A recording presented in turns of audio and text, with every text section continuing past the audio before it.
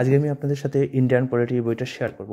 এটা study IQ থেকে দেওয়া এবং এই বইটা আমি কিনেছিলাম অনেক দিন হয়ে গেল এবং আমি বইটা প্রথম কিছুটা পড়েছিলাম, তারপরে আমার সেরকমভাবে পড়া হয়নি।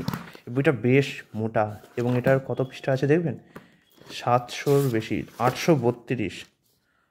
আট এই দেখুন 832টা পাতা আছে। এই এত মোটা বই আর হবে নাই বা কেন, এখানে কত কিছু আছে। এখানে আমাদের কনস্টিটিউশন আছে, কীভাবে কনস্টিটিউশন তৈরি হলো তার ইতিহাস আছে এবং সেই কনস্টিটিউশনে আরও প্রভাব আছে। এই দেখুন ইন্ডেক্সে দেখাচ্ছি আপনাদের, মেন ইন্ডেক্সগুলো বলছি তাহলে বুঝতে পারবেন। বলছি ইভলিউশন অফ কনস্টিটিউশন, মানে কীভাবে কনস্টিটিউশন তৈরি হলো সেটার ব্যাপারে আছে। মেকিং অফ কনস্টিটিউশন, কনস্টিটিউশন কীভাবে বানানো হলো। Salient features of the constitution, কনস্টিটিউশনে কী কী বিষয়বস্তু আছে যেগুলো আমাদের গুরুত্বপূর্ণ। প্রিয়াম্বেল আছে, অ্যাপেন্ডিক্স আছে। তারপরে আছে Indian union and it's territories. এই সেকশন 2টা যেখানে টেরিটরি অ্যান্ড সিটিজেনশিপের ব্যাপারে বলা হয়েছে, ঠিক আছে।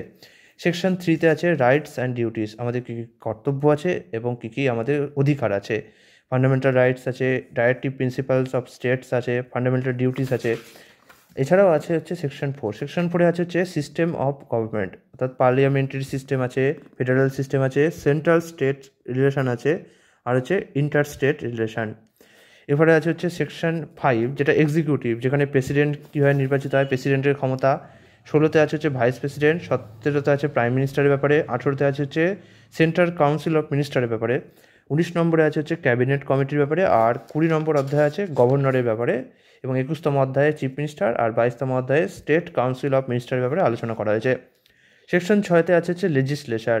লেজিসলেচার মানে হচ্ছে সংসদীয় ব্যবস্থা, যেখানে 23 নম্বর অধ্যায় আছে পার্লামেন্টের ব্যাপারে, 24তম অধ্যায় আছে কীভাবে পার্লামেন্ট কাজ করে সেই ব্যাপারে, 25তম অধ্যায় আছে parliamentary groups, forums and committees ব্যাপারে, 26তম অধ্যায় আছে স্টেট লেজিসলেচার ব্যাপারে, 27তম অধ্যায় আছে সুপ্রিম কোর্টের ব্যাপারে, এটা জুডিশিয়ারি, ঠিক আছে। এটা আছে judicial review, judicial activism, public interest কি litigation, high court, tribunal, subordinate courts, the advocate act, এরকম অনেক আছে। আমি যদি এখন প্রতিটা পড়তে শুরু করি তাহলে আপনাদের ক্ষেত্রে অনেক হবে, তাই মেন ব্যাপারটা বুঝিয়ে দিচ্ছি।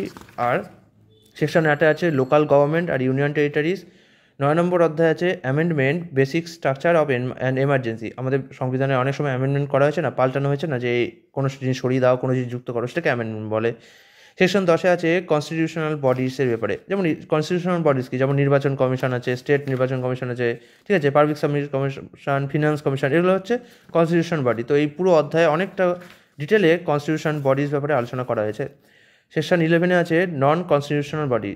নন কনস্টিটিউশনাল বডির মানে যেগুলো কিনা সংবিধান তাদেরকে গঠন করতে বলেনি, কিন্তু সরকার চাইলে এটা গঠন করতে পারে, যেমন হচ্ছে নীতি আয়োগ, ঠিক আছে, ন্যাশনাল ডিজাস্টার ম্যানেজমেন্ট। এগুলো কিনা সংবিধান বলেনি গঠন করতে, কিন্তু সংবিধান না বললেও সরকার নিজে থেকে এগুলোকে গঠন করতে পারে।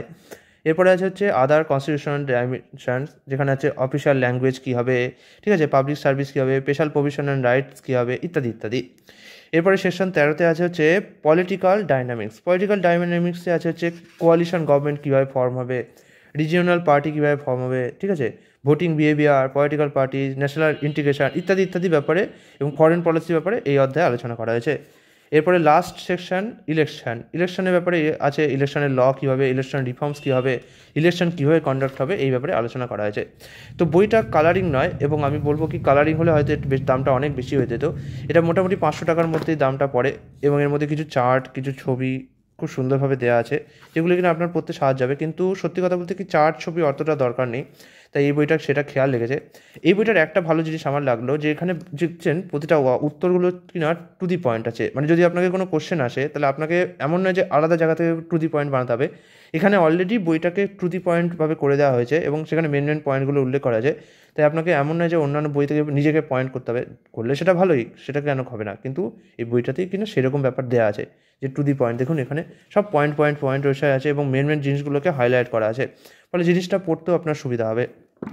আরেকটা জিনিস আমি দেখলাম যে এখানে যখনই কোনো চ্যাপ্টারের মধ্যে কোনো প্রশ্ন এসছে, তখনই মাঝখানে একটা বক্সে সেই বিষয়ে কিছু এক্সট্রা ইনফরমেশান দিয়ে দিয়েছে। এতে কী সুবিধা হয়, এতে আমি যে সেই বিষয়ে ভালো করে বুঝতে পারি, আমি সেই বিষয়ে একটা কোনো নোটস নিতে পারি, বা আমি যদি কোনো উল্লেখ করি, যখন আমাকে প্রশ্ন দেবে তখন আমি যদি উল্লেখ করি, তাহলে হয়তো একটুখানি পয়েন্ট অ্যাড হয়, ঠিক আছে।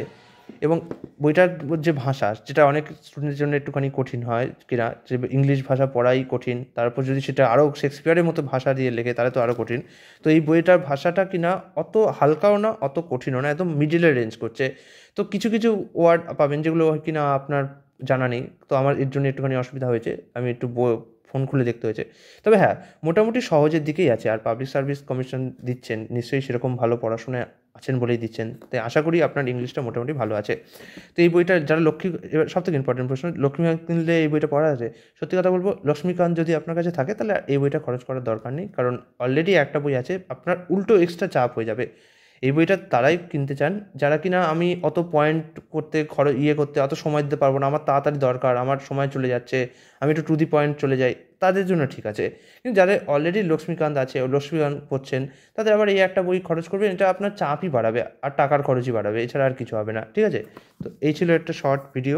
এ ব্যাপারে কেমন লাগলো অবশ্যই নিচে জানাবে। আর হ্যাঁ, এই পডকাস্টটিকে অবশ্যই ফলো করুন এবং আমাকে ইউটিউবে অবশ্যই দেবপ্রিয় সরকার নামে সাবস্ক্রাইব করুন, তবে এরকম আরও অনেক ভিডিও আপনাদের কাছে আমি নিয়ে আসতে পারবো। আজকের জন্য বিদায়।